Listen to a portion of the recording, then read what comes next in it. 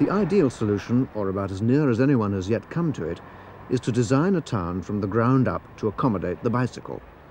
That was all taken into account when Stevenage New Town was being planned nearly 25 years ago. The plan has been continuously updated ever since and has integrated the various forms of traffic without confusing them. Eric Claxton was the chief engineer of the scheme.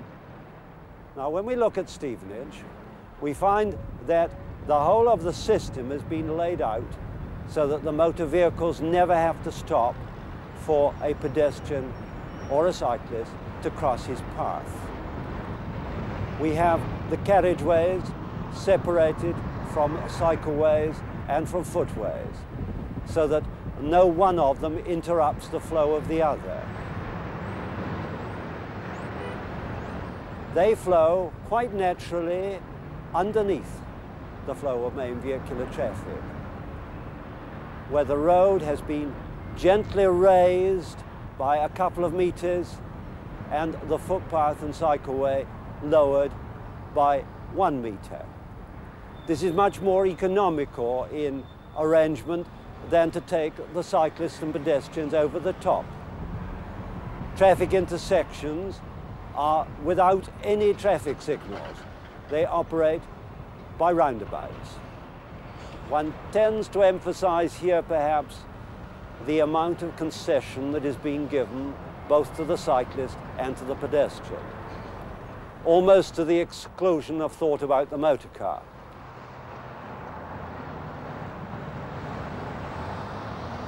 But here, quite clearly, the very best thing that one can do for the motor car is, in fact, to segregate the cyclist and pedestrian and to give him a free road, free entirely from cyclists and pedestrians crossing. Club cycling in Britain has, on the whole, failed to gather the momentum, either socially or as a sport, that it has maintained on the continent, largely because suitable roads are simply not available.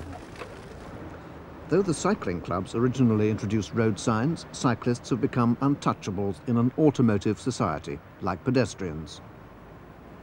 Perhaps they might coexist more easily with pedestrians than with cars, with suitable safety provisions. A scheme to provide cycleways through central London's parks has been suggested. Professor Rayner Banham. The idea of a network of cycle paths running through the Royal Parks and other green spaces of central London was mooted about a year ago. And nothing's really happened about it since, probably because there isn't a big enough cycling lobby to force it through. But if I was the cycling lobby, I certainly would try and make it happen. Not only is it a more pleasant way to travel through the central part of London, it's also in many ways a much more convenient and a much more rapid one. And if government and other policy intends to encourage people to use bicycles instead of other forms of fuel-burning transport, then cyclists are going to need quite a lot of encouragement. And certainly the beginnings of the network are there. The Royal Parks are laced with usable roads, usable by cyclists if they were not officially preserved for pedestrians. Unfortunately, there is yet no cycleway link from one park to the next. I'm leaving behind me the safety and security of the park, and any minute now I shall be flinging myself into the chaos of London's worst traffic junction. It was safe enough back there inside the park, but when I get out there it's going to be something different. All those motorists are wrapped in tin and armour plate, but there's only the naked me to set against them and their 50, 60, 70, 80, 100 horsepower each. Still, here goes.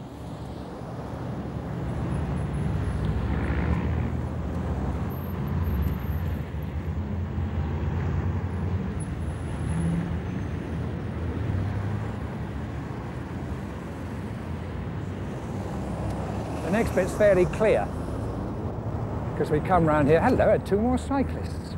Brave souls. You come here often, or are you tourists? You're actually on camera for the BBC at the moment, though you don't know it. They're over there on the island. Right, I'm going to press on if I can. I'm going to go across now another 3, 4 lanes to the left if I'm ever going to get into the Green Park. Still, here we go. Watch out, Elvis.